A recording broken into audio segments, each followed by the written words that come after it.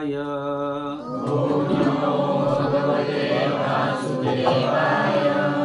नमो भगवते वासुदेवाय।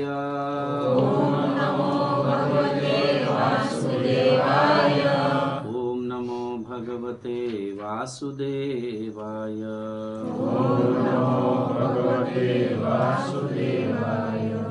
श्रीमद् भागवतम स्कंद पहला, अध्याय पहला और श्लोक संख्या 19वां। सभी के पास है वेदाभ्यास में।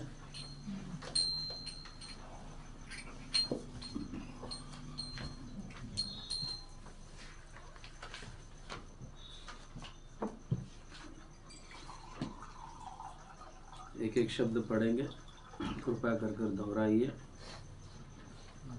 वयम तु न वितृप्याम उत्तम श्लोक विक्रमे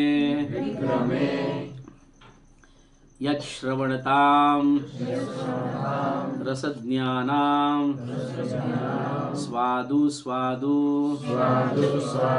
पदे पदे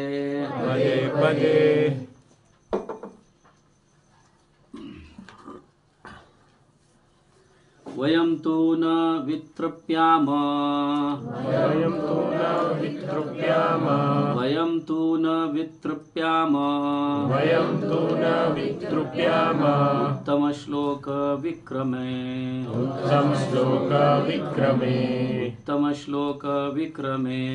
उत्तम श्लोक विक्रमे यच्छ्रवणतां रसो ज्ञानं यच्छ्रवणतां रसज्ञानां स्वादु स्वादु पदे पदे वयं तु न वितृप्याम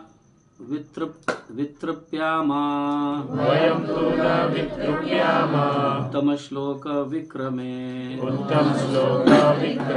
यच्छ्रवणतां रसज्ञानां स्वादु स्वादु पदे पदे वयम हम तू लेकिन न नहीं वितृप्यामः तृप्त हो जाएंगे उत्तम श्लोक श्री भगवान जिनका यशगान दिव्य श्लोकों से किया जाता है विक्रमे साहसिक कार्य यत जो शुण्वताम निरंतर सुनने से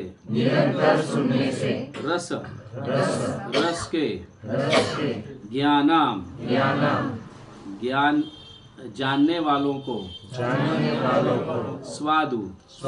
स्वाद लगते हुए सुस्वादु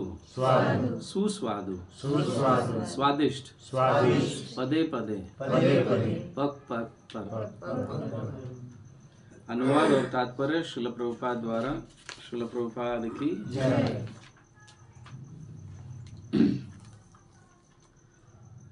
हम उन श्री भगवान के दिव्य लीलाओं को सुनते थकते नहीं, जिनका यश गान स्तोत्रों तथा स्तुतियों द्वारा किया जाता है।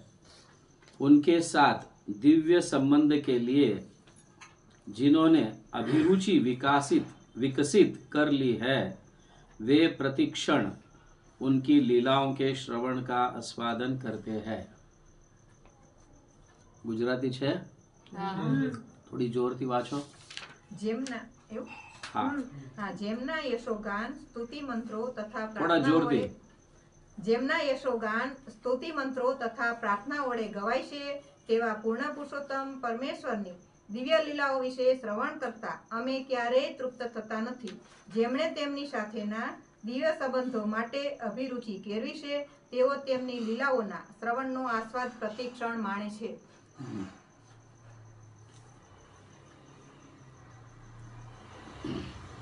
तात्पर्य प्रभुपाद द्वारा लौकिक कहानियों कल्पित कथाओं या इतिहास तथा श्री भगवान की दिव्य लीलाओं में महान अंतर होता है। समग्र ब्रह्मांड के इतिहास श्री भगवान के अवतारों की लीलाओं से भरे हुए हैं। रामायण, महाभारत तथा पुराण विगत योगों के इतिहास है। इनमें श्री भगवान के अवतारों की लीलाओं के अभिलेख है। अतः बारंबार पढ़ने पर भी वे नए नए लगते हैं। ये बहुत महत्वपूर्ण है, इसको ध्यान में रखिए। अगर मैं भूल जाता हूँ तो उसे याद दिलाइए कि नए नए कैसे लगता है, मैं बता दूंगा। उदाहरणार्थ, यदि कोई चाहे तो श्रीमद् भगवद गीता या भागवतम का आजीवन बारंबार पाठ करता रहता है, फिर भी उसे उनमें ज्ञान का नवीन प्रकाश दिखेगा। लौकिक समाचार गतिहीन होते हैं, किंतु दिव्य समाचार गतिशील होते हैं। जिस प्रकार की आत्मा गतिशील है और पदार्थ गतिहीन है, जिन मनुष्यों ने दिव्य विषयों को समझने हेतु सुरुचि का विकास किया है, वे ऐसे कथाएं सुनते कभी थकते नहीं। लौकिक कार्यकलापों से मनुष्य शीघ्र ऊब जाता है, किंतु दिव्य या भक्तिमय कार्यकलापों से कभी बोरियत नहीं होती। उत्तम श्लोक उस साहित्य की ओर संकेत करता है जो अज्ञानता के निमित्त नहीं है। लौकिक साहित्य तो तमोगुणी होता है, किंतु आध्यात्मिक साहित्य बिल्कुल अलग होता है। दिव्य साहित्य तमोगुण से परे होता है और इसे जो जो और पढ़ा जाता है, त्यों त्यों वह यह अधिक प्रकाशवान बनता जाता है तथा इस दिव्य विषय की अनुभूति और अधिक होती जाती है। तथाकथित मुक्त व्यक्ति अहम ब्रह्मास्मि शब्दों को बारंबार उच्चारित करते संतुष्ट नहीं होता। ब्रह्म की ऐसी कृत्रिम अनुभूति उबाऊ है, फलतः वे भी वास्तविक आनंद उठाने हेतु श्रीमद् भागवतम की कथाओं की ओर मुड़ते हैं। जो मनुष्य इतने भाग्यशाली है, वे परार्थवाद और दुनियावी परोपकार की ओर मुड़ते हैं। इसका अर्थ यह हुआ कि मायावाद दर्शन लौकिक है, जबकि श्रीमद् भगवद गीता तथा भागवतम का दर्शन दिव्य है। ओम अज्ञानतिमिरान्धस्य ज्ञानाञ्जनशलाकय चक्षुरुन्मीलितं येन तस्मै श्रीगुरुवे नमः। नमो ओम विष्णुपादाय कृष्णपृष्ठाय भूतले श्रीमते भक्तिवेदांत स्वामिनिति नामिने। नमस्ते सारस्वती देवे गौरवाणी प्रचारिणे निर्विशेष शून्यवादी पाश्चात देशतारिणे। जय श्री कृष्ण चैतन्य प्रभु नित्यानंद श्री अद्वैत गदाधर शिवासादि गौर भक्तवृंद। हरे कृष्णा कृष्णा कृष्णा हरे हरे, हरे राम राम राम हरे हरे। हरे कृष्णा कृष्णा कृष्णा हरे हरे, हरे राम राम राम हरे हरे। हरे कृष्णा कृष्णा कृष्णा हरे हरे, हरे राम राम राम हरे हरे। तो यहाँ एक महत्वपूर्ण बात की गई है कि भौतिक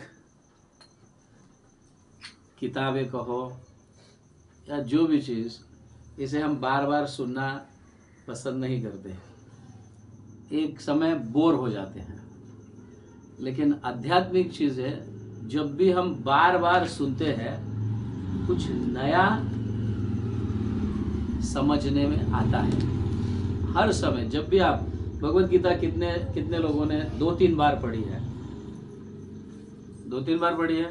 तो पहली बार क्या समझ में आया, दूसरी बार क्या समझ में आया? वही श्लोक हर बार श्लोक नया ही लगता है, मतलब बोलने के लिए मत बोलना, अनुभव बात कुछ बोलो। अनुभव बात कुछ बोलो। क्या हुआ प्रभु जी कि जब पहले पढ़ा कुछ समझ में ही नहीं आया था, हाँ। पढ़ने ही नहीं पड़ता था कुछ। हाँ। ऐसे पढ़ते थे, जब स्टार्ट किया था ना कुछ समझ में नहीं आया, फिर आप जैसे आचार्य से सुना थोड़ा बहुत, फिर पढ़ा तो वही श्लोक हमको अच्छा मीन्स के समझ में आता है, कुछ इसमें प्रभुपाद क्या कहना चाहते हैं, भगवान क्या कहना चाहते हैं, वो हम थोड़ा थोड़ा ज्यादा तो नहीं समझ सकते लेकिन थोड़ा थोड़ा। ओके, जब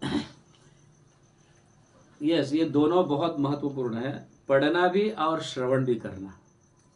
समझना, सिर्फ पढ़ते रहेंगे हाँ तो इतना समझ में नहीं आता है। जैसे हम भी पहली बार जब पढ़े हैं तो हमें भी कुछ समझ में नहीं आता, लेकिन जब सुनते हैं अन्य वरिष्ठ भक्तों से, जब सुनते हैं और फिर पढ़ते हैं तब एक्चुअली समझ में आता है।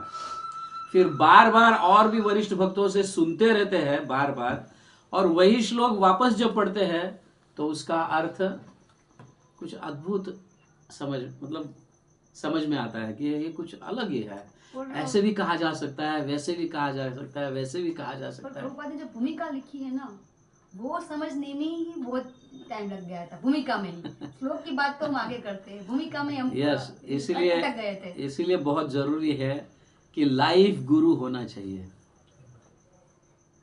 समझिए ना, इसी का अर्थ है लाइफ गुरु। लाइफ गुरु मतलब हाँ, जीवंत गुरु होना चाहिए। समझे? कुछ ऐसे संस्थाएं हैं जो मतलब जिन गुरु ने, जिन आचार्यों ने देह त्यागा है उसी को गुरु मानना, और उन परंपरा में कोई गुरु नहीं है। सपोज हम ग्रंथ पढ़ भी लेते हैं, पढ़ते भी है, कुछ चीजें हमें समझ में नहीं आता है, लेट्स बी प्रैक्टिकल। क्या हम प्रभुपाद को प्रार्थना भी करेंगे ना कि हमें ये समझा दो? क्या प्रभुपाद आके तुम्हें समझाने वाले हैं, या कोई आचार्य आके समझाने वाले हैं? नहीं। तो एक सेल्फ रियलाइज्ड जीवंत गुरु भी अत्यंत आवश्यक है, जो हमें समझा सकता है। और ऑफ कोर्स ये सत्य है कि परमात्मा चैत्य के रूप में हमारे हृदय में है, और वही चैत्य परमात्मा सामने गुरु के रूप में प्रकट होते हैं, ग्रंथों को लिखते हैं, हमें समझाने का प्रयास करते हैं, ये करते हैं। बट उनका मरणोपरांत, मतलब यह शरीर त्यागने के बाद तो समझाने वाला भी कोई व्यक्ति चाहिए। अगर सपोज मतलब ऐसा अगर मान भी ले प्रभुपाद इतने शक्तिशाली है कि कैसे प्रभुपाद नहीं समझा सकते, समझ ना, उनके जाने के बाद भी उसके लिए हमें उस लेवल का होना चाहिए, समझ गए ना, या हमारी उतनी शुद्धता होनी चाहिए कि प्रभुपाद जो कह रहे हैं ये मतलब, इसीलिए प्रभुपाद ने बहुत सरल भाषा में लिखा है। इसीलिए प्रभुपाद बहुत सरल भाषा में लिखा है। जैसा अगर तुम रूप गोस्वामी, जीव गोस्वामी, इनके ग्रंथ पढ़ोगे ना तो समझ में ही नहीं आएगा। समझ में ही नहीं आएगा। इसीलिए पहले प्रभुपाद के ग्रंथ पढ़ेंगे तो वो सरल भाषा में लिखे हैं ताकि सभी को समझ में आए, वो जाने के उपरांत भी सभी को समझ में आए, ऐसी भाषा में। कहीं कहीं हायर लेवल के जो ग्रंथ है, चैतन्य चरितामृत का हो, ये कहो, वो अगर समझने का प्रयास करोगे तो बहुत डिफिकल्ट है, डिफिकल्ट है। तो उसके लिए अगर प्रभुपाद ही हमें समझाए, और मुझे कोई जीवंत गुरु नहीं चाहिए, प्रभुपाद ही मुझे समझाना चाहिए, मैं ही उनको गुरु मानता हूँ और किसी को नहीं मानता हूँ, तो उसके लिए बहुत हाई लेवल चाहिए, जिसके सपने में प्रतिदिन गुरु आते हो, भगवान आते हो और उसे समझाते हो। ऐसा हो तो ठीक है, समझ गए ना। बट ऐसे कहीं आचार्यों का ऐसा हुआ है नहीं, ऐसा नहीं है, समझ गए ना। कहीं सपोज उदाहरण के लिए तुकाराम महाराज को जो है चैतन्य महाप्रभु जो है सपने में आके दीक्षा दी है। इवन श्रील भक्ति सिद्धांत सरस्वती ठाकुर को भी, हाँ, गौर किशोर दास बाबा जी महाराज, उनके गुरु, सपने में सन्यास दिए। आप समझ रहे हैं? तो उसके लिए बहुत हाई लेवल चाहिए। हम जैसे साधारण के लिए तो जीवंत गुरु ही चाहिए, नहीं तो हम समझ ही नहीं पाएंगे। हाँ, वो समझ सकते हैं अपने गुरु के जाने के उपरांत भी। वही व्यक्ति, वही भक्त, समझ गए ना, उनको मतलब उन्हीं के शिष्य या वही शिष्य उस गुरु को, गुरु जाने के बाद वही शिष्य समझ सकता है जिस गुरु का मतलब, या जो व्यक्ति अपने गुरु का यथारूप 100% सारे नियमों का पालन किए है, उनके छोटे छोटे आदेश को भी अपने सर पर धारण किए हुए है, ऐसा व्यक्ति जो है, या ऐसा भक्त या ऐसा शिष्य गुरु जाने के बाद भी भगवान चैत्य रूप के माध्यम से उन्हें समझाते हैं। उसको परमात्मा साक्षात्कार कहा गया। अभी तो हम सिर्फ आत्म साक्षात्कार भी नहीं है समझ गए ना, अभी तो हम आत्म साक्षात्कार भी नहीं है, समझ गए ना। आत्म साक्षात्कार का अर्थ यह है कि कोई हमें मारने के लिए आ भी जाता है तो हम ये समझते हैं हाँ मैं तो आत्मा हूं, मरने वाला नहीं हूं। जैसे प्रहलाद महाराज है हमारे में, आत्म साक्षात्कार का लेवल ही वो है, तो परमात्मा साक्षात्कार का लेवल क्या होगा? तो जो अपने गुरु के हुबेहूब एक एक छोटा छोटा आदेश भी शिरोधर मतलब धारण, सर पर धारण कर कर जीता है, ऐसे व्यक्ति को ही गुरु जाने के उपरांत वो शिष्य को गुरु रास्ता दिखाते हैं, चैत्य गुरु के रूप में या भक्त परमात्मा के रूप में दिखाते हैं वो, या उनके मतलब ऐसे रियलाइजेशंस होने लगते हैं कि अब यही सही है, यही सही है, यही सही है, ऐसा समझ में, अब समझ में आ रहा है आपको? तो यहाँ कहा जा रहा है, हरे कृष्ण प्रभु जी, प्रभुपाद जी को भी जब संध्या दीक्षा लेनी थी तो सपने में आए थे ना अपने गुरु, इसमें आता है प्रभुपाद की जो आध्यात्मिक राजदूत है, इस बुक में आता है कि संन्यास दीक्षा लेनी थी तभी नहीं बार बार सपने में आकर नहीं, ऐसा मैंने तो नहीं सुना है। वो गुजराती बुक है ना प्रभु जी, तो ठीक है, नहीं हो उसकी चर्चा हम बाद में कर लेते हैं। एंड बट प्रभुपाद जितने बार अपने गुरु से मिले हैं, जो उन्हें आदेश मिला था उनके गुरु से, उनके आदेश को पूरा करने के लिए अनेक साल चिंतन करते थे। मैं कैसे मेरे गुरु का आदेश का पालन करूं, मेरे गुरु का आदेश का पालन मैं कैसे कर पाऊंगा, कैसे कर पाऊंगा, कैसे कर पाऊंगा। तो जैसे उन्हें मौका मिला उस मौके को छोड़ा नहीं। मिले कितने बार प्रभुपाद अपने गुरु से? हार्डली 2 या 3 बार, समझ ना। और जब भी उनके गुरु ने जो आदेश दिया उनको शिरोधर पर रखा था, मेरे गुरु का ये आदेश है, मुझे चिंतन करना चाहिए, कभी ना कभी मेरे को इसको पूरा करने का प्रयास करना चाहिए। तो फिर ऐसे व्यक्ति को अभी भगवान भी जो है 3 बार हार्ट अटैक होने के बाद भगवान आके स्वयं मसाज किया है प्रभुपाद के हृदय को मसाज किया है, और उसके बाद हार्ट अटैक आया ही नहीं है, समझ गए ना। तो ये लेवल के भक्त हम अपने लिए सपने में भी नहीं देख सकते हैं, क्योंकि हम गुरु के पूरे आदेश का पालन भी नहीं करते हैं, बहुत लाइटली भी लेते हैं उनके आदेशों का, है ना। तो ये उच्च स्थिति पर आने के लिए थोड़ा कठिन है, प्रयास करते रहो। एक ना एक दिन, या एक ना एक दिन कहने से अच्छा है एक ना एक जन्म में हम ऐसा एक ना एक जन्म, बल्कि कोई जन्म में ऐसी स्थिति आ जाएगी, इस लेवल पे आ जाएंगे, ठीक है। तो यहाँ कहा गया रामायण महाभारत तथा पुराण विगत युगों के इतिहास है, जिनमें भगवान के अवतारों की लीलाओं के अभिलेख है, अतः बारंबार पढ़ने पर भी वे नए के नए लगते हैं। उदाहरणार्थ, यदि कोई चाहे तो श्रीमद् भगवत गीता या भागवतम का आजीवन बारंबार पाठ करते रहे, फिर भी उसे उनमें ज्ञान का नवीन प्रकाश दिखेगा। तो देखो यहाँ पे गुरु को ही बारंबार सुनने का नहीं, लेकिन श्रीमद् भागवतम को भी बार बार सुनना चाहिए, ऐसा कहा जा रहा है। बार बार सुनना, बार बार सुनने से क्या होता है कि हमारे हृदय के अंदर जैसे स्टैम्प्स होते हैं ना, ऐसे लग जाते हैं, है ना, अभी कंफर्म,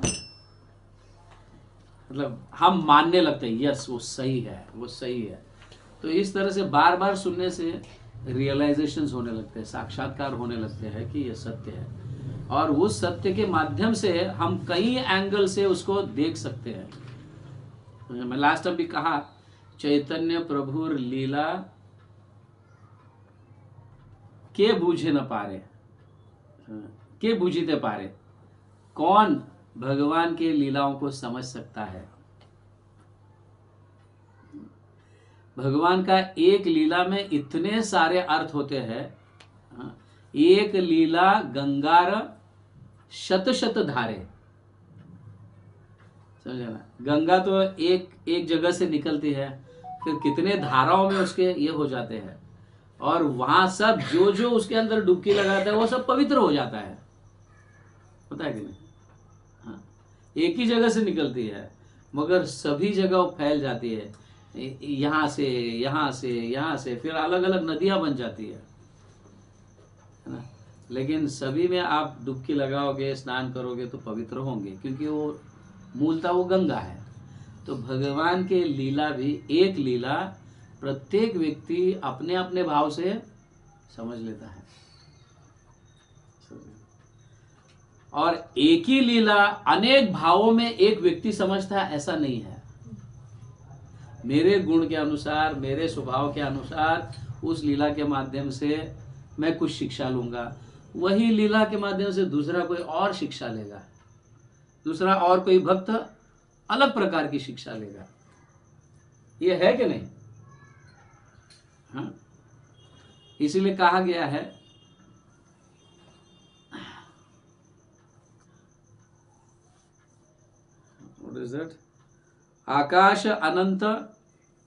आकाश अनंत ताते ऐछे करे पक्षीगण, यार यथा शक्ति तते कहे आरोहण। जिसकी जितनी शक्ति है उतना उड़ पाएगा। ऐछे चैतन्य लीला, उसी तरह से चैतन्य महाप्रभु की लीला, मतलब चैतन्य महाप्रभु भगवान ही है, ऐसे चैतन्य लीला ना ही ओर पार, इतनी शक्ति नहीं है। जीव हैते केवा सम्यक, एक छोटा सा जीव कितने भगवान की लीलाओं का, अर्थों का वर्णन कर पाएगा। भगवान तो विभु है, समझ गया ना। ऐसे चैतन्य लीला नाही और पार, जीव हैते केवा सम्यक पारे वर्णिवार। कितना वर्णन कर पाएगा भगवान की लीलाओं का, एक लीलाओं का। इसीलिए हर एक व्यक्ति अलग अलग ढंग से समझता है, एक व्यक्ति अलग अलग ढंगों से नहीं समझा सकता, क्योंकि एक छोटा सा जीव है, कितना समझ पाएगा भगवान की लीलाओं को। मेरा दिमाग इसके जैसा नहीं है, या किसी और बड़े व्यक्ति या और महान पुरुष के जैसा नहीं है। मैं अपनी शक्ति के अनुसार उस लीला से छोटा ही समझ पाऊंगा। कोई व्यक्ति और भी घना समझ सकता है, समझ में आ रहा है ना। हाँ, इस तरह से।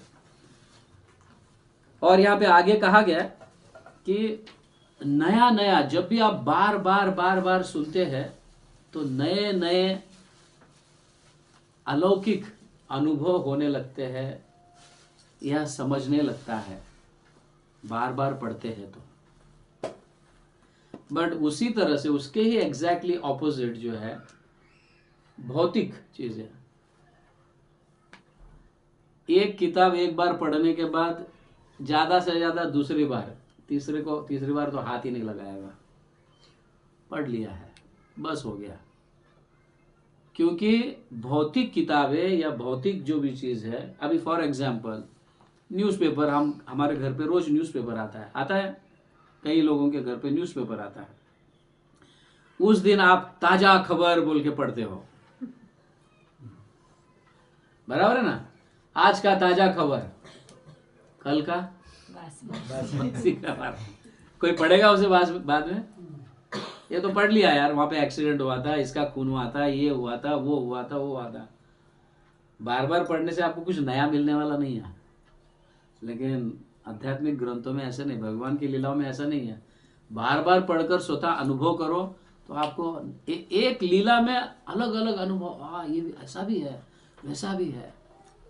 कभी आपने सुना था, हम दामोदर लीला कभी कभी बोलते हैं या सुनते हैं। दामोदर लीला में भगवान को यशोदा माई बांधती है, ये लीला तो हम कई बार सुने हैं।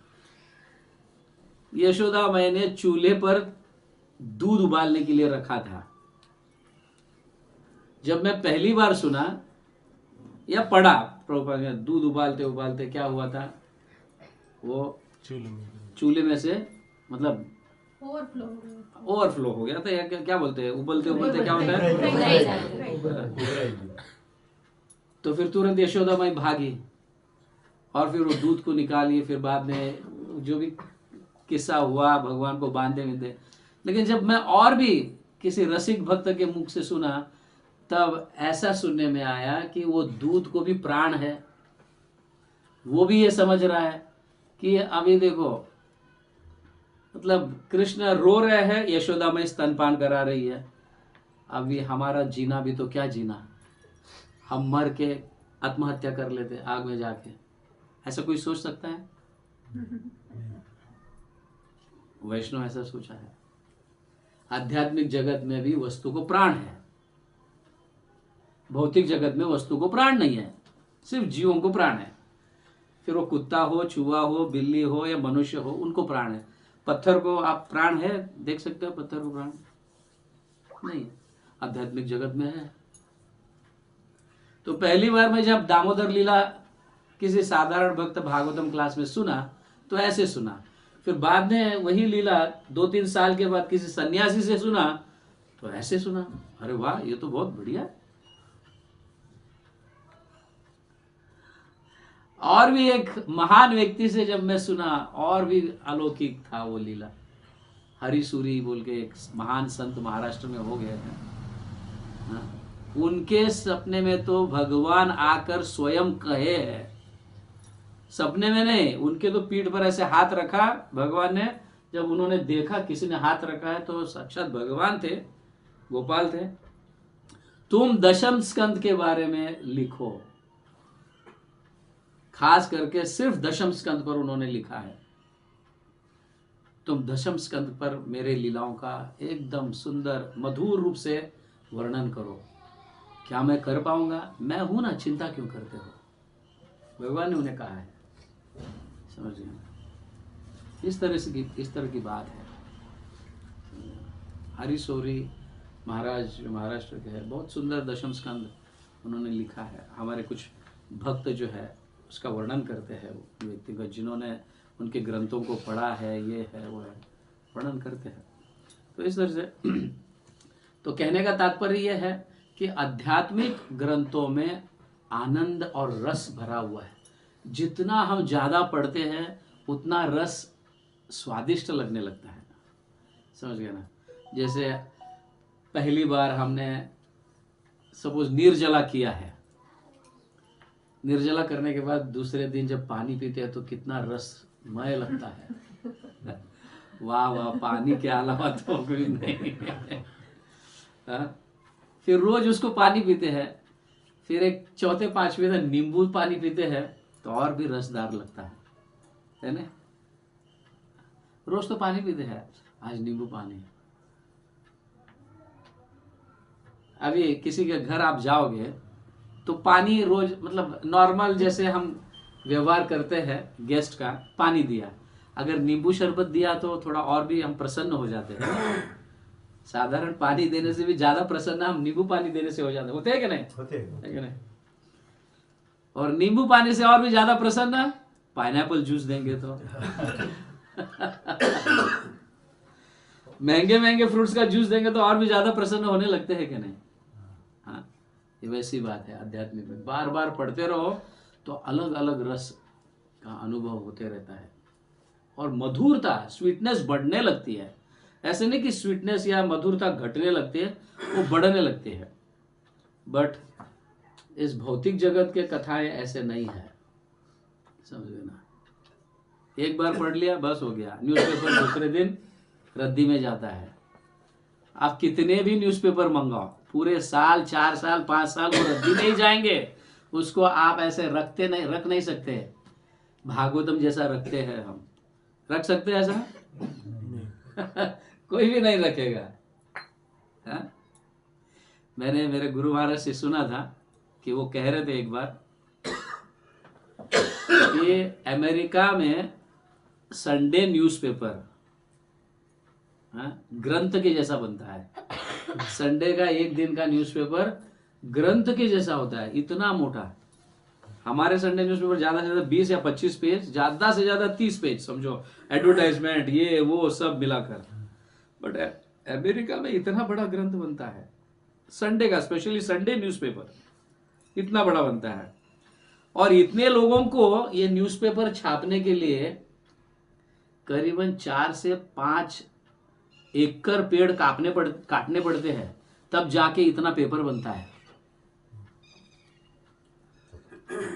तब जाके इतना पेपर बनता है। एक संडे न्यूज़पेपर के लिए कितना 4 से 5 एकड़ पेड़ काटने पड़ते हैं, और उस पेड़ के माध्यम से फिर ये पेपर बनता है और उसके बाद में प्रिंट होता है। अब समझो। हाँ, अरसमय के लिए भी इतने रसिक पेड़ काटने पड़ते हैं, जो फल देते हैं, रस देते हैं, इतने पेड़ों को काटना पड़ता है। मैं इसलिए पेड़ों को रस कह रहा हूं क्योंकि वो दवाई का भी काम करता है। हर पेड़ दवाई का काम करता है, समझ गए ना। हर पेड़ दवाई का काम करता है। सिर्फ उसकी जानकारी कोई अच्छा डॉक्टर होना चाहिए कि इस पेड़ से क्या रोग नष्ट होता है। तो आप सोचो, एवरी संडे 5 एकड़ पेड़ कटते हैं तो कितने दवाइयों का नष्ट हो रहा है कि नहीं। एक तो ऑक्सीजन भी जा रहा है, दूसरा दवाई भी घट रहा है। हाँ, ये भौतिक जगत की स्थिति है। मैं कभी कभी सोचता था ऐसे पेड़ों के पेजेस बनाकर, पेपर बनाकर ग्रंथ क्यों नहीं छापे। ये तो कहीं लंबे समय तक रहता है, रद्दी में तो नहीं जाएगा। कई लोगों का उद्धार करता है ये। न्यूज़पेपर तो उद्धार नहीं करता, उल्टा टेंशन में डालता है। अरे बाप रे बाप, अगर गार्ड नहीं रहेगा तो हमारा भी कब ऐसा होगा पता नहीं, समझे ना। हमारे अहमदाबाद में 5-5 करोड़ देकर फ्लैट में रह रहे हैं। फ्लैट में भले 5 BHK क्यों ना हो, लेकिन फ्लैट में रहते हैं। 5 करोड़ अगर मुझे मिल जाए ना, मैं थोड़ा अहमदाबाद से दूर जाकर बड़ा 1-2 एकड़ जमीन लेके मस्त अपना बंगला बनाऊंगा, है क्या नहीं। बट 5-5 करोड़ देकर 20-20 माले के फ्लैट में रहना, कारण क्या है? डर, समझ गया ना। डर, क्योंकि क्या सोसाइटी में गार्डिंग एकदम बंदोबस्त फर्स्ट क्लास रहता है। कोई आके मार जाए हमें तो, मतलब अमीर रहना भी कितना डेंजरस है ना। अमीर होना भी कितना डेंजरस है, सुंदर होना भी कितना डेंजरस है, बुद्धिशाली होना भी कितना डेंजरस है। इसलिए सिंपल लिविंग, हाई थिंकिंग। सोच को कोई ले नहीं सकता, चोरी नहीं कर सकता है। बाकी जो है उसका चोरी हो सकता है, लेकिन अंदर दिमाग में जो है उसका चोरी कोई नहीं कर सकता। इसलिए हाई थिंकिंग वहां पे होना चाहिए। हाई लिविंग, सिंपल थिंकिंग चला जाएगा। But simple living, high thinking, simple है तो यार ये तो आदमी बुद्धू है, इसको क्या। बट उसकी सोच को कोई जब बोलेगा तभी पता चलेगा कि कितना बड़ा आदमी है ये, कितना इंटेलिजेंट है। समझ में आ रहा है। तो उसी तरह से यहाँ पे कहा गया है सूत गोस्वामी को, आप इतने बुद्धिशाली हो, कितने सिंपल है। सूत गोस्वामी सिंपल कपड़े पहने हैं, साधु है। साधु को कौन क्या करेगा, क्या है लूटने के लिए उसके पास। एक रिंग भी नहीं होता है, चलो लूट ले।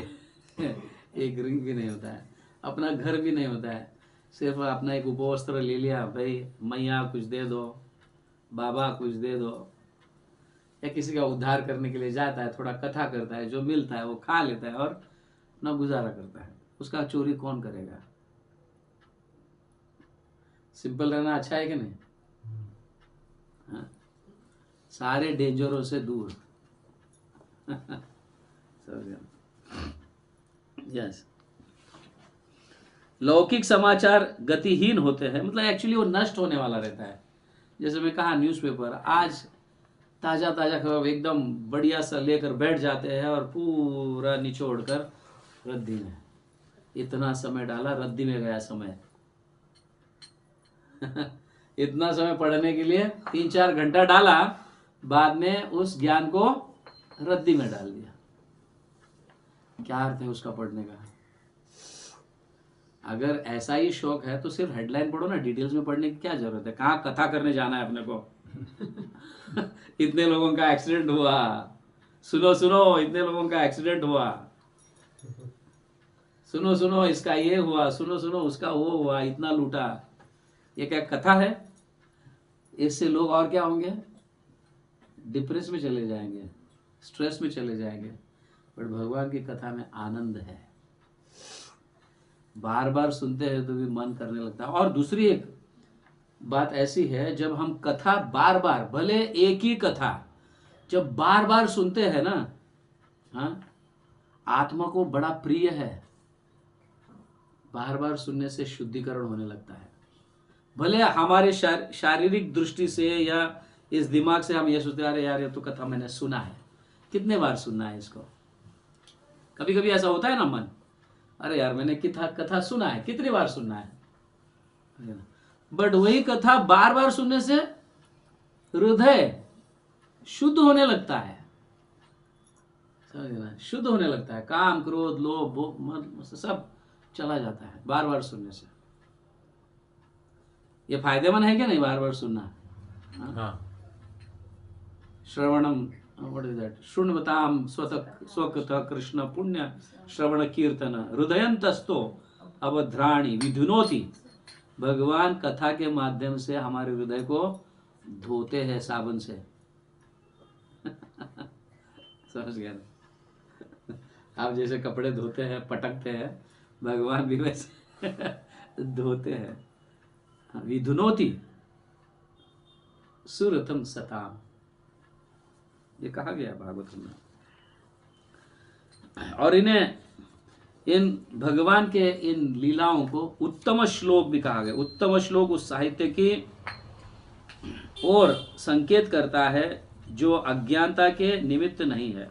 लौकिक साहित्य तो तमोगुणी होता है, किंतु आध्यात्मिक साहित्य बिल्कुल अलग होता है। यहाँ पे उस तरह से उसका वर्णन किया गया है। आगे का श्लोक का अर्थ यह है, भगवान श्री कृष्ण ने बलराम सहित मनुष्य की भांति क्रीड़ाएं की और इस प्रकार से प्रच्छन्न रहकर उन्होंने अनेक अलौकिक कृत्य, मतलब लीलाएं किए हैं। तो यहाँ पे हम थोड़ा पढ़ लेते हैं, प्रभुपाद तात्पर्य में क्या लिखते हैं। श्री कृष्ण या श्री भगवान पर मानव विकास तथा पशु विकास के सिद्धांत लागू नहीं होते।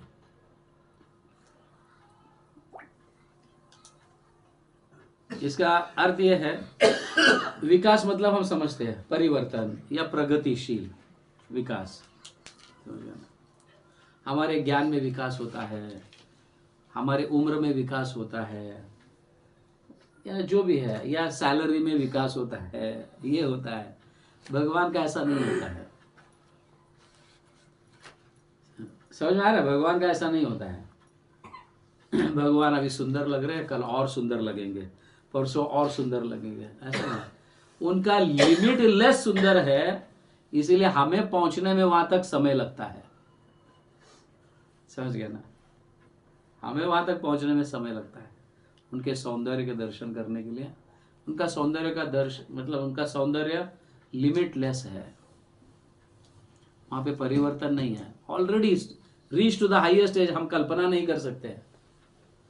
उनके लीला, उनका सौंदर्य, उनका धाम, ये सब हाईएस्ट लेवल पर ऑलरेडी रिच्ड है, वहां पे क्या परिवर्तन? हम पहुंचेंगे वहां तब तो फिर पता चलेगा अरे इसके ऊपर है क्या कुछ और। भगवान बोलते हैं इधर ही एंड। जो व्यक्ति मुझे प्राप्त करता है इसके आगे कुछ प्राप्त करने की आवश्यकता नहीं है।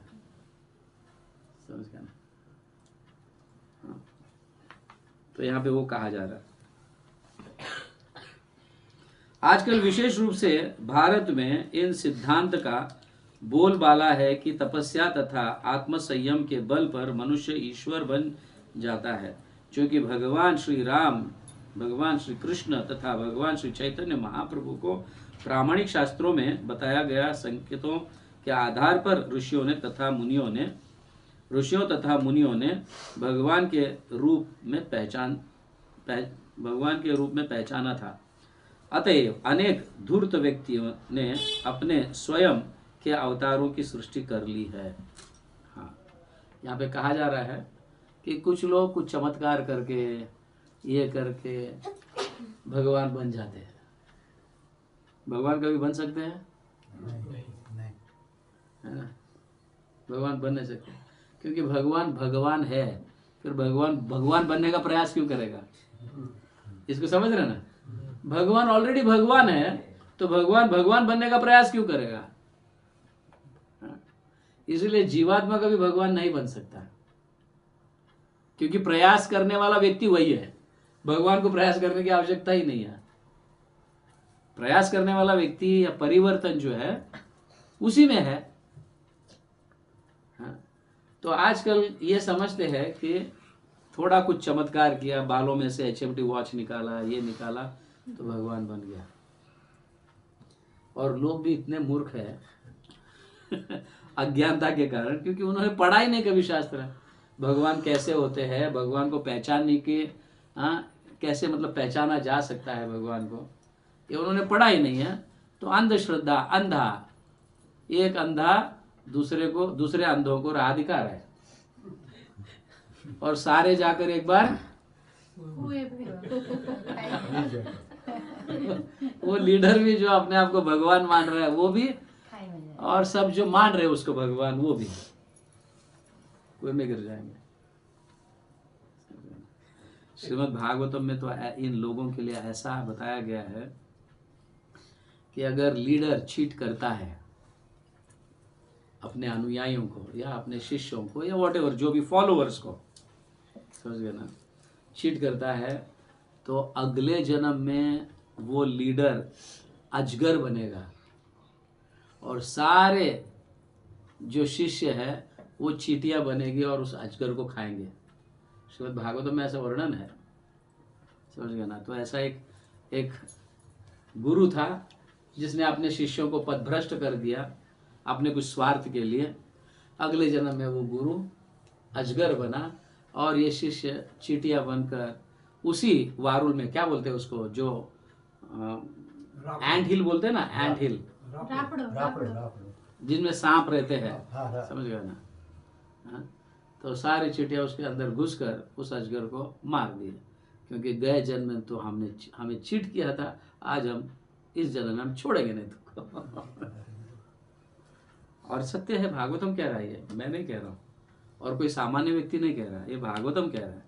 इसलिए लीडर को बहुत संभाल के रहना चाहिए। लीडर बनता है तो सरल होना चाहिए, अच्छी तरह से गाइड करना और दूसरे के हित के लिए कार्य करना चाहिए, स्वार्थ के लिए नहीं, हित के लिए, दूसरों के हित के लिए कार्य करना चाहिए। ये लीडर के लक्षण है, और वही लीडर सफल होगा और सभी को भी धाम लेके जाएगा।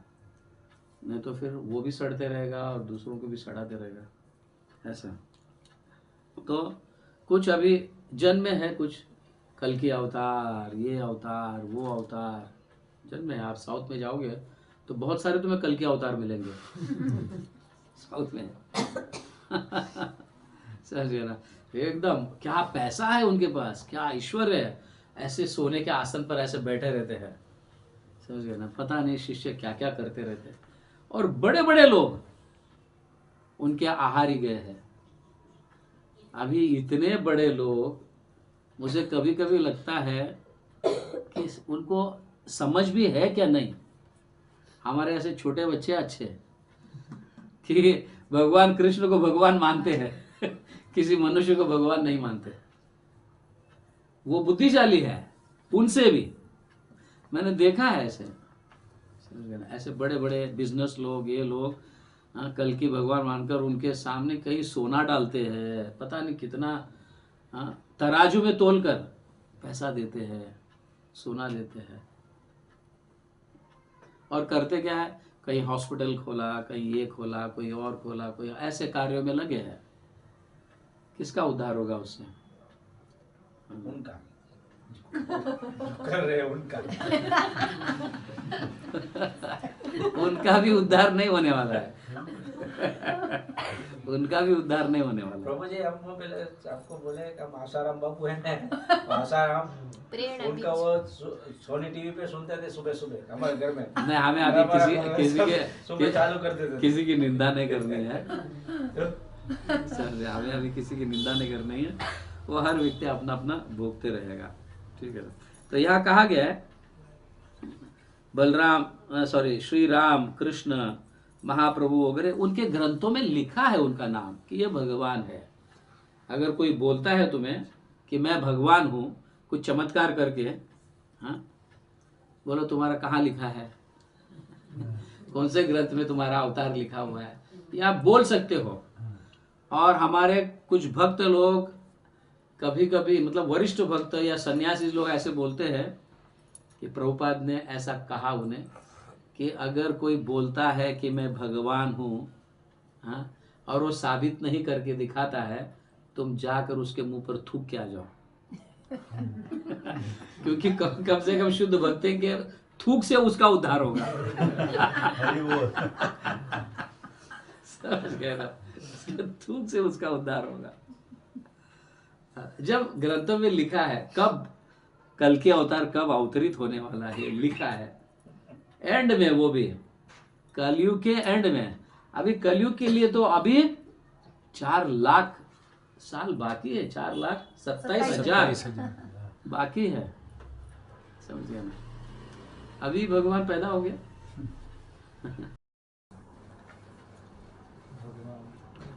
कल की यस तो आजकल कल के अवतार पता नहीं, मतलब कितने सारे अपने आप को कल की समझ रहे हैं। एक राजकोट में था, अभी ऑफ हो गया। राजकोट में कल की अवतार था, मर गया कल के अवतार, कल के अवतार मर गया। वो बड़े बड़े फान वाला था, बहुत बड़े दांत निकल गए थे, फिर भी बोलते मैं कल की अवतार। भगवान के कभी दांत निकले हुए देखा है आपने? और सभी लोग मानते भी थे, आप बोलते हैं ना, इसे वही तो मूर्खता है एक्चुअली। हाँ, मूर्खता वही है कि अच्छे अच्छे लोग भी उनको मान लेते हैं, पता नहीं क्या करते हैं, समझ में नहीं आता है। हाँ? प्रभुपाद को भी एक शिष्य ने ऐसा कहा था कि प्रभुपाद मतलब आप भगवान हो, तो अपने शिष्य को 1 महीना तक मंदिर में आने से उनको मना किया था, एक दंड दिया था। मैं I am not God but I am servant of God, मैं भगवान का दास हूँ लेकिन भगवान नहीं। तो हम सबको ये ध्यान में रखना चाहिए कि कैसे ऐसे लोगों को आगे चलकर, सपोज तुम भी प्रचार करोगे, बहुत पूजा लाभ प्रतिष्ठा होते रहेगा, कुछ लोग तुम्हें भी भगवान मानेंगे। सतर्क रहना चाहिए हमें कि हम भगवान के दास हैं। वो तभी ये भाव आ सकता है कि जो भी सम्मान, जो भी पूजा लाभ प्रतिष्ठा जो भी मिलता है, जब हम भगवान को समर्पित करते हैं ना, तभी ये रियलाइजेशन होता है कि मैं भगवान का दास हूँ। अगर उसका हम भोग करने लगेंगे तो फिर भगवान, हाँ मैं भी भगवान, लोग मानेंगे और हम भी मानने लगते हैं, ये जानते हुए भी कि मैं भगवान नहीं हूँ, फिर भी लोगों के संतुष्टि के लिए मैं भगवान उनको प्रसन्न करने के लिए मैं भगवान। ये कब होता है? जब आप दूसरों के ऐश्वर्य को भोगते हो। भोक्ताराम एगतपसाम, मैं ही भोग सकता हूँ, ऐसे भगवान कहते हैं। भोक्ता कौन है? भगवान है। जब भगवान के माध्यम से या प्रचार के माध्यम से भगवान का हम प्रतिनिधित्व कर रहे हैं, इसलिए लोग बहुत सारा सम्मान भी देते हैं, समझ गए ना, प्रतिष्ठा भी मिलता है, पूजा भी लोग करते हैं। पर हमारे भावनाएं जो है या हमारी कॉन्शियसनेस, हमारी भावना ये रहनी चाहिए कि मैं भगवान का दास हूं। ये कब होता है, मैं दास हूं, ये कब होता है यार इसका अनुभव? क्योंकि जब लोग कुछ भी देते हैं तो तुरंत ही वो भगवान को समझ गए, this is not my property, this is your property O lord. भगवान ये प्रॉपर्टी तुम्हारी है, मेरी नहीं है। सम्मान दिया है लोगों ने क्योंकि मैं आपका प्रचार कर रहा हूँ इसलिए, बट अल्टीमेटली ये तुम्हारा है। जब हम अपने लिए रखते हैं ना, फिर वो भगवत्ता की कीड़ा जागने लगती है हमारे के अंदर, मैं भगवान हूँ, मैं भगवान हूँ, मैं भगवान हूँ। अल्टीमेटली फिर बाद में सब भोगने लगते हैं। समझ गए ना? इस तरह से हमें यह समझना चाहिए कि यह भावना कब आती है। भगवान की भावना तभी आती है जब हम भोगने लगते हैं, और भगवान ही भोगता है, इतना ध्यान में रखिए। ठीक है, तो आगे कहा गया है भगवान श्री कृष्ण इस प्रकार के अवतार, क्या कहा यहाँ पे? हाँ, सामान्य व्यापार बन चुका है। कोई भी लोकप्रिय व्यक्ति कुछ योग शक्तियां दिखलाकर तथा बाजीगरी के कुछ करतब दिखलाकर लोकप्रिय मत प्रस्ताव द्वारा श्री भगवान का अवतार बन जाते हैं। भगवान श्री कृष्ण इस प्रकार के अवतार नहीं थे। वे अपने प्राकट्य के समय ही वास्तविक रूप से भगवान थे। वे अपनी यथा प्रसिद्ध माता के समक्ष चतुर्भुज विष्णु के रूप में प्रकट हुए क्या नहीं? भगवान के कृष्ण की लीला मतलब कारागर की सुनते हैं कि नहीं, कि देवकी को और देवकी और वसुदेव के या देवकी के गर्भ में जाने से पहले भगवान कैसे पहले सामने आए? चतुर्भुज रूप में कृष्ण आए, और उनकी विनंती से, माँ के विनंती से फिर वो वसुदेव के मन में गए। डायरेक्ट देवकी के गर्भ में नहीं गए, वसुदेव के मन में गए। वसुदेव के मन से फिर देवकी के मन में गए, देवकी के मन से फिर गर्भ के अंदर गए। आप समझ रहे हैं? इसको समझना चाहिए। ये भगवान का मतलब आविर्भाव होने का उनका ये प्रोसेस है। This is the process. वो वीर्य के माध्यम से कभी नहीं जाते भगवान। जैसे स्त्री और पुरुष के वीर्य से बच्चा उत्पन्न होता है, वैसे भगवान का अवतरित ऐसे अवतरित नहीं होते भगवान। भगवान गर्भ के अंदर जाने का रास्ता या प्रोसेस या विधि अलग है, हमारे भौतिक लोगों के जैसा नहीं है। समझ गए ना? तो यहाँ कहा गया है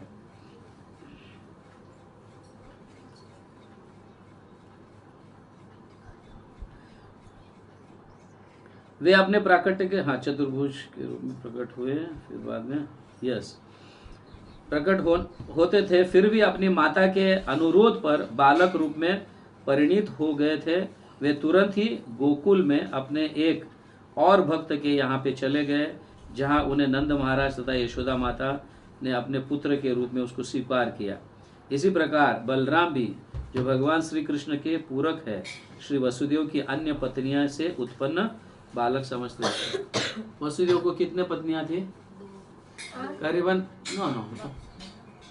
कुछ ग्रंथ 12 कहते हैं, कुछ ग्रंथ 14 कहते हैं, कुछ ग्रंथ 18 कहते हैं, बट वसुदेव के पत्नियां थी, और मुख्य पत्नियां देवकी और रोहिणी। यहाँ पे पत्नियों का नाम भी मैं बता देता हूँ। यहाँ पे क्या है?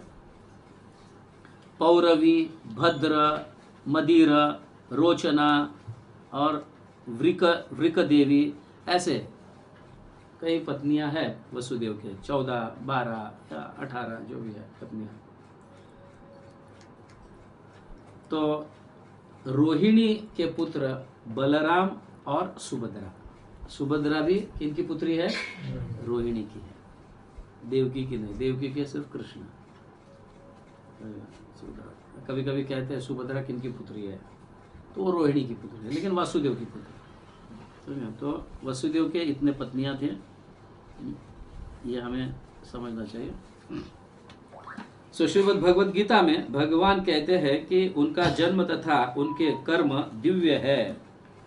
ये भी बहुत महत्वपूर्ण है। तत्व से भगवान को समझने का यहाँ पे ये क्या है? तो भगवान को तत्व से समझना चाहिए पहले, पहला तत्व, बाद में रस। कुछ कुछ लोग डायरेक्ट रस के ऊपर हावी हो जाते हैं। पहले भगवान को तत्व से समझना चाहिए। तत्व का कौन सा है वो श्लोक? जन्म कर्म च मे दिव्यम यो विद्धि तत्वतः। समझ गए ना? तो यहाँ पे कहा है, भगवान कहते हैं कि जन्म तथा उनके कर्म दिव्य है, और जो भाग्यशाली व्यक्ति उनके जन्म तथा कर्म के दिव्य प्रकृति को जान लेता है वो तुरंत मुक्त होकर भगवत धाम जा सकता है। मतलब तत्व के माध्यम से जब हम भगवान को समझते हैं, भगवान के ऐश्वर्य को या षडगुण ऐश्वर्य तत्व, क्योंकि इनके परे ऐसा व्यक्ति कोई नहीं हो सकता। इतने सुंदर, इतने फेमस, इतने ज्ञानी, सभी जगह व्याप्त हुए, ये तत्व है भगवान का। जो व्यक्ति इसे समझता है, हाँ, तो वो क्या अधिकारी है? मुक्त हो जाता है। समझ गए? अधिकारी मुक्त। तो यहाँ पे भी देखो ऐसा, एवं प्रसन्न मनसो भगवत भक्ति योगतः। अभी मुक्त होने के लिए भी कुछ गुणों की आवश्यकता है। तत्व तो जान गए, हाँ, भगवान के तत्वों को जानने से क्या प्राप्त? एवं प्रसन्न मनसो, भगवान के तत्वों को जानकर व्यक्ति प्रसन्न होता है। भगवत भक्ति योगतः, भगवान के भक्ति में योगाभ्यास करने लगता है या युक्त हो जाता है, भगवान की भक्ति में लग जाता है। तो ऐसे होने से क्या होगा? भगवत तत्व विज्ञान मुक्त संग से जायते। भगवान के तत्वों को जानता है तो वो मुक्ति का अधिकारी है। क्लियर? समझ में आ रहा है? हाँ? और मुक्ति भी 5 प्रकार के, जैसे हर हमेशा हम चर्चा करते हैं, है ना? तो मुक्ति इतने प्रकार के, तत्व को जानने मात्र से इतने प्रकार की मुक्ति मिल सकती है। कौन से? सारिष्टि, सामीप्य, सायुज्य, सारूप्य, सालोक्य। समझ गए ना? हम तो सायुज्य को तो हमने त्याग दिया है कि हमको सायुज्य नहीं है। ब्रह्म ज्योति में कौन लीन होगा? भक्त तो कदापि नहीं। लेकिन जो तत्वतः जानते हैं, इतने एटलीस्ट ये मुक्ति को तो प्राप्त होता ही है। समझिए, यहाँ पे कहा गया, तो he is eligible to be liberated. कौन सा श्लोक है वो? श्रीमद् भागवतम का पहले स्कंद का 2 अध्याय का 10वां श्लोक।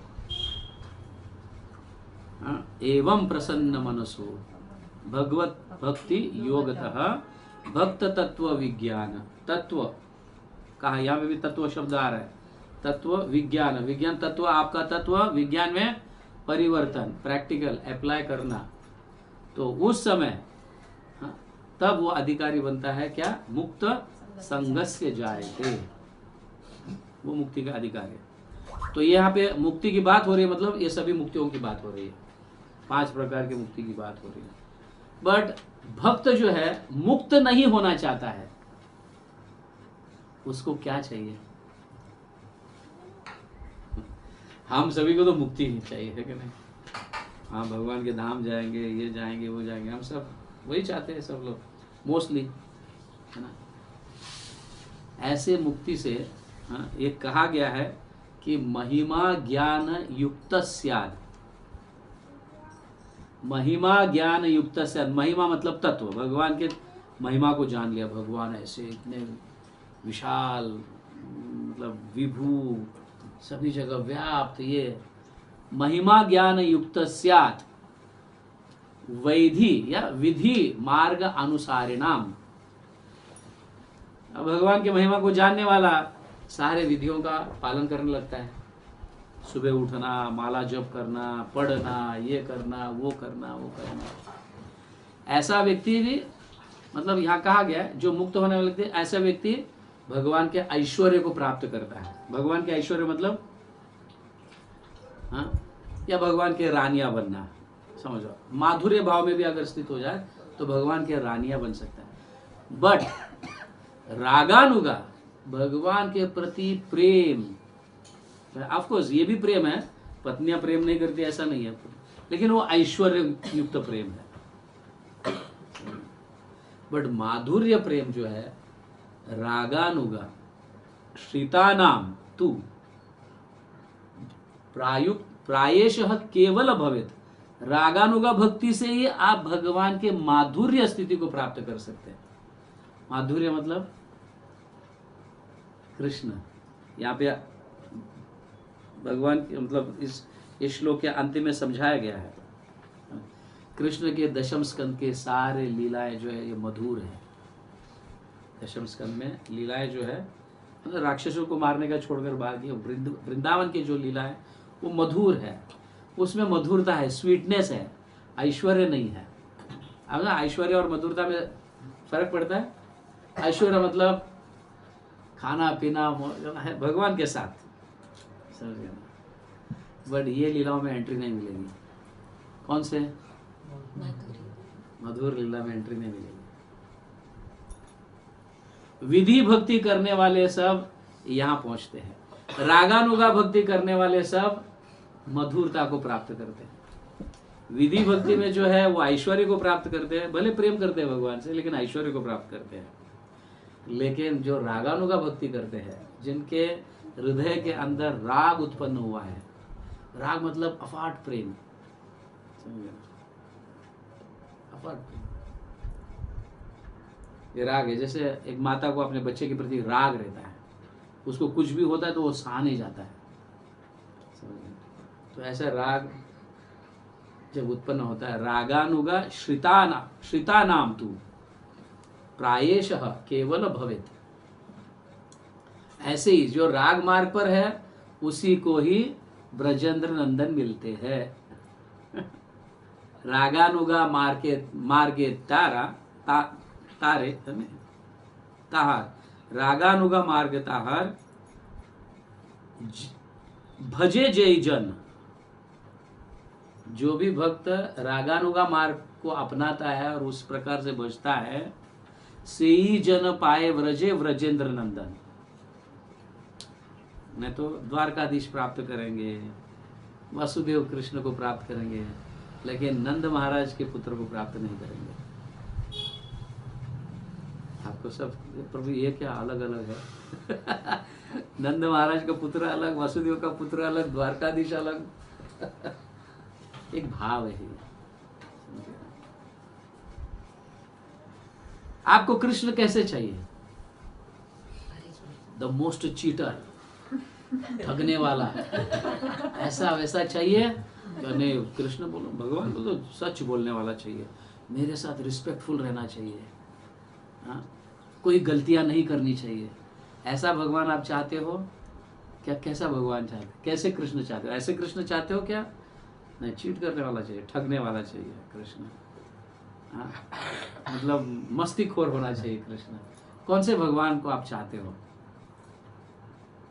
मस्तीखोर, नटखट, उसको बोलते क्यों हैं भाई? नंदलाला। देखो, आप मस्तीखोर कृष्ण के साथ प्रेम करोगे तो आपको वन में रहने का, झोपड़ी में रहो, वन में रहो, मेहनत करो, खुले पैर, हाँ, मेहनत करो तब जाके तुम्हें रोटी मिलेगा। लेकिन यहाँ पे द्वारकाधीश कृष्ण तुम्हारे टेबल पर खाना आ जाएगा, वॉशिंग मशीन भी रहेगा, मिक्सर ग्राइंडर भी रहेगा, काम करने के लिए लेडीज भी रहेंगे, काम वाली बाई भी रहेगी।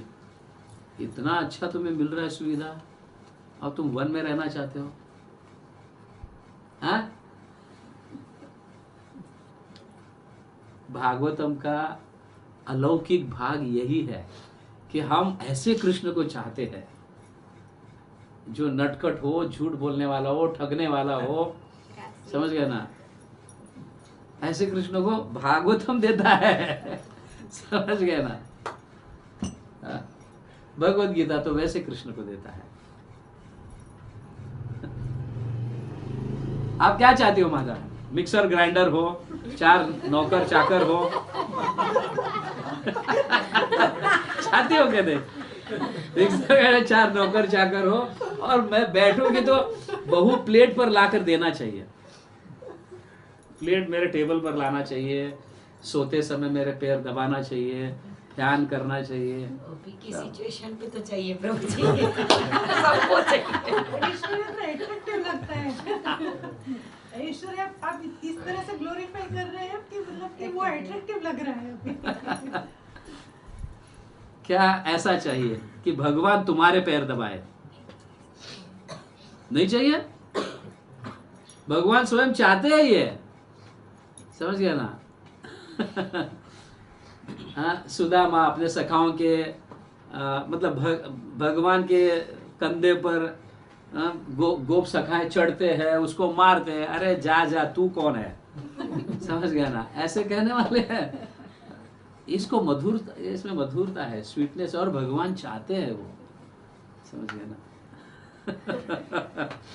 आप दोनों में कंफ्यूज मत हो जाना। चैतन्य महाप्रभु हमको क्या देने के लिए आए?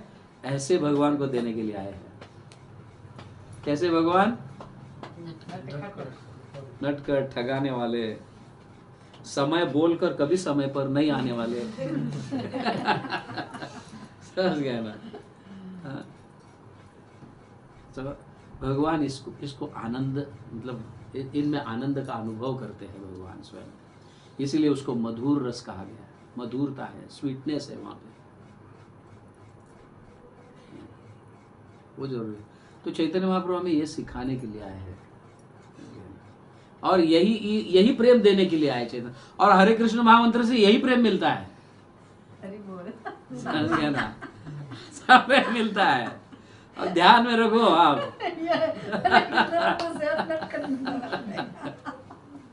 हाँ, गोलोक के प्रेम धन। अभी ये गोलोक में तुम द्वारका कहाँ से आ गए?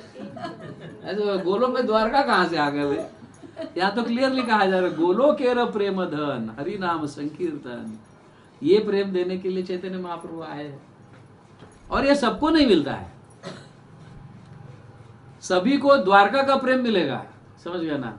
ऐश आराम से रहने का, वो करने का। भगवान जाते रहेंगे ऑफिस, आते रहेंगे, अपने बच्चे के साथ रहेंगे, ये रहेंगे, तुम्हारे साथ भी रहेंगे, समझ गया ना? और सपोज भगवान के पत्नियां बन भी जाते हैं गलती से बन भी जाते हैं, और हमारे साथ भगवान भले सोते भी है, लेकिन चिंतन तो वृंदावन का ही करेंगे। चिंतन तो वृंदावन का, राधा का स्मरण करेंगे, यशोदा माई का स्मरण करेंगे, अपने सखाओं का स्मरण करेंगे, गैयों का स्मरण करेंगे, पेड़ों का स्मरण करेंगे, सभी का स्मरण कर कर रोते रहेंगे। और हम अगर सपोज उनके पत्नियां बन भी जाए तो ये देखते रहने का, भगवान किनका स्मरण कर कर रो रहे हैं?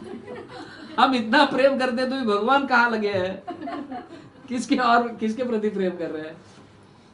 ऐसा हो जाएगा, हमारा हालत खराब हो जाएगा फिर। तो तात्पर्य कहने का है कि चैतन्य महाप्रभु हमें मधुरता रस देने के लिए अवतरित हुए, और स्वयं भगवान, और वो भी राधा रानी के साथ, राधा रानी के भाव में प्रकट होकर राधा रानी स्वयं इस भाव को दे रही है। तो हमारा दुर्भाग्य देखो, हम ऐश्वर्य चाहते हैं। ये ध्यान में रखिए। ओके। यह भली भांति जानकर कि कलयुग का प्रारंभ हो चुका है, हम इस पवित्र स्थल में श्री भगवान का दिव्य संदेश विस्तार से सुनने हेतु तथा इस प्रकार यज्ञ संपन्न करने हेतु दीर्घ सत्र में एकत्र हुए हैं। तो यहाँ प्रभुपाद तात्पर्य में सतयुग अर्थात सुवर्ण युग अथवा त्रेता यानी रजत एवं द्वापर अर्थात ताम्र युग आत्म साक्षात्कार के लिए उपयुक्त थे, लेकिन यह कलयुग आत्म साक्षात्कार के लिए तनिक भी उपयुक्त नहीं है। सतयुग में हम ये जानते हैं, सतयुग में 1 लाख मनुष्य की आयु थी, त्रेता युग में 10,000, द्वापर में 1,000, कलयुग में 100 से भी कम। बट ये कलयुग इतना सुंदर है, सिर्फ चैतन्य महाप्रभु अवतरित होने के कारण ये कलयुग हजारों कलयुग से भी उत्तम है। और खास करके जो चैतन्य महाप्रभु के आंदोलन में भाग ले रहे हैं, उस आंदोलन में स्थित है, जो चैतन्य महाप्रभु के आदेशों का पालन कर रहे हैं, उनके अनुयायी है, वो सबसे ज़्यादा भाग्यशाली है। ब्रह्मा से भी ज़्यादा, शिव जी से भी ज़्यादा, क्योंकि वो लोग भी तड़पते हैं इस भाव को प्राप्त करने के लिए। आप शायद नहीं जानते हैं लक्ष्मी जी अभी भी वृंदावन में तपस्या करती है, समझ गए ना। एक बार लक्ष्मी जी तपस्या कर रही थी, किस लिए?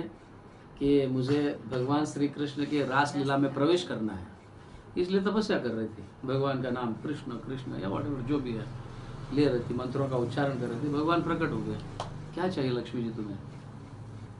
नहीं मुझे तुम्हारे लीलाओं में प्रवेश करना है। तो कृष्ण कहते क्या तुम विष्णु को छोड़ सकती हो? हाँ, मैं अपने पति को कैसे छोड़ सकती हूँ? तो करते रहो तपस्या।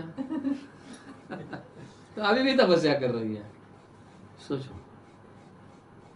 तो बड़े बड़े लोग भी इस भाव को प्राप्त करने के लिए तरस रहे हैं, समझ गए ना।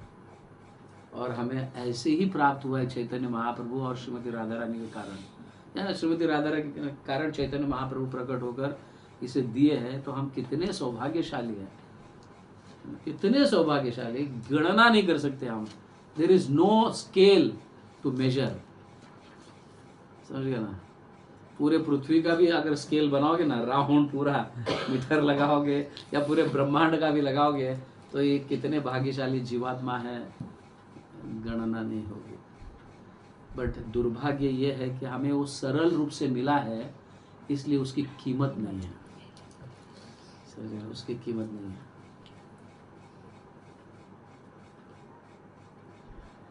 तो हमारे आचार्य बताते हैं वैधि भक्ति तो आपके घर तक पहुंच सकता है। जैसे प्रभुपाद, हाँ, जैसे हम ग्रंथ वितरण घर घर जाके करते हैं, है ना। प्रभुपाद अपने शिष्यों तक पहुंच गए थे, प्रभुपाद स्वयं गए, थोड़ी वहां से अमेरिका से कोई आए यहाँ पे, हाँ, हम आपको गुरु मानना चाहते हैं, हमें दीक्षा दे दो। प्रभुपाद वहां पे गए, प्रचार किए, दीक्षा दिए, शिष्य बनाए, उनके घर तक, उनके गांव तक, उनके शहर तक, उनके देश तक, वहां जाकर ना। तो वैधि भक्ति जो है आप दूसरों तक पहुंचा सकते हैं, लेकिन रागानुगा भक्ति के लिए आप ही को गुरु ढूंढना पड़ेगा। कौन सा गुरु मुझे राग भक्ति देगा? इसलिए गुरु चयन करते समय बहुत संभाल के करना पड़ता है। और ऐसे भी गुरु तो हमारे इस्कॉन संस्था में तो हर हमेशा हम गुरु के साथ तो नहीं रहते हैं हम गुरु के साथ। हाँ? दीक्षा हो गई, साल में एक बार गुरु के दर्शन या 2 बार उनके क्या मतलब फेस्टिवल्स के समय या कब तो जाते हैं। बट एटलीस्ट शिक्षा गुरु तो हर हमेशा हमें रागानुगा भक्ति के मार्ग पर लेकर जाते रहे, ये बहुत ज़रूरी है, समझिए ना। तो वैदिक भक्ति आपके घर तक पहुंचेगी, लेकिन रागानुगा भक्ति के लिए तो आपको गुरु के पास जाना पड़ेगा। गुरु आपके पास नहीं आएंगे सिखाने के लिए, ये है महत्वपूर्ण बात, समझिए ना। So you have to go to the guru, हमें उनके पास जाना पड़ेगा और ये राग सीखना पड़ेगा, कैसा है क्या नहीं, कैसे हम भगवान के प्रति इस भाव में स्थित हो सकते हैं। तो वैदिक भक्ति जो है आपको ऐश्वर्य प्रेम देगा, लेकिन राग भक्ति माधुर्य प्रेम देगा, वृंदावन का प्रेम देगा, ठीक है। ग्रंथराज श्रीमद् भागवतम की जय, जगत गुरु श्रील प्रभुपाद की जय, गौर प्रेमानंद। कोई प्रश्न है? हाँ प्रभु, हाँ, रागानुगा भक्ति तो करने से पहले वैदिक भक्ति तो करनी पड़ेगी ना, वही रास्ता तो वही है ना। वैदिक भक्ति तो करना ही है। वहाँ से भक्ति जाना पड़ेगा। भक्ति सिद्धांत सरस्वती ठाकुर महाराज का एक स्टेटमेंट है ऐसा कि वैदिक भक्ति 15 साल तक रेगुलर, 15 से 20 साल तक रेगुलर अभ्यास करना चाहिए और धीरे धीरे रागानुगा में एंटर करना चाहिए। और रागानुगा में एंटर किया है इसका मतलब ये नहीं कि हम नियमों को त्याग दें और मनमानी करने लगे, ऐसा नहीं है। वो नियम जो अभी बहुत हार्ड है भाई, उठना सुबह बहुत कठिन जाता है, 16 माला एक ही जगह बैठकर जब करना कठिन होता है, हाँ? तो जब ये भावनाएं हमारे मन में आ रही है ना, हाँ, कठिन कठिन कठिन, तो समझ लेना चाहिए कि हम वैदिक भक्ति में स्थित है। रागानुगा मतलब अपने आप में मुझे अभी उठना है, मुझे 16 माला करना है, भगवान की प्रसन्नता के लिए करना है, मेरे उद्धार के लिए नहीं, भगवान की प्रसन्नता के लिए करना है, ये जो बात तब रागानुग में स्थित हो गया। ऐसा है, पहले हम अपने लिए करते हैं, बाद में भगवान के लिए करते हैं। आप समझ रहे हैं? अपने उद्धार के लिए हम सुबह मंगल आरती अटेंड करेंगे, उठेंगे, 16 माला जप करेंगे, नियमों का पालन करेंगे, ये करेंगे वो करेंगे। जैसे बच्चे को थप्पड़ मारकर स्कूल भेजना पड़ता है, पर एक बार स्कूल का इंपॉर्टेंस पता चलता है, बच्चा स्वयं उठने लगता है, अरे मेरी बस आएगी 6:30 बजे, हाँ पैक करेगा, ये करेगा, उठेगा, और मम्मी को ही बोलेगा मम्मी डब्बा देना जल्दी, मेरा बस आ जाएगा। ये राग है। नहीं तो मम्मी को हाथ पकड़ कर खींचे चल बस में बिठा देगी जबरदस्ती, वो वही भी है। लेकिन अगर ऐसा हुआ वेदी भक्ति करते करते ही हम चले गए तो अगले जन्म में रागानुग। आप ये मत समझो कि आप चले गए तो आप वैदी में रहेंगे, नहीं नहीं, आप जहाँ पे तुम्हारी भक्ति रुकी है अगले जन्म में वहां से शुरू होगा। यानी आप बोल रहे हैं कि 15 साल तो इसमें तो हमारे पास 15 साल 15 साल तो है ही नहीं।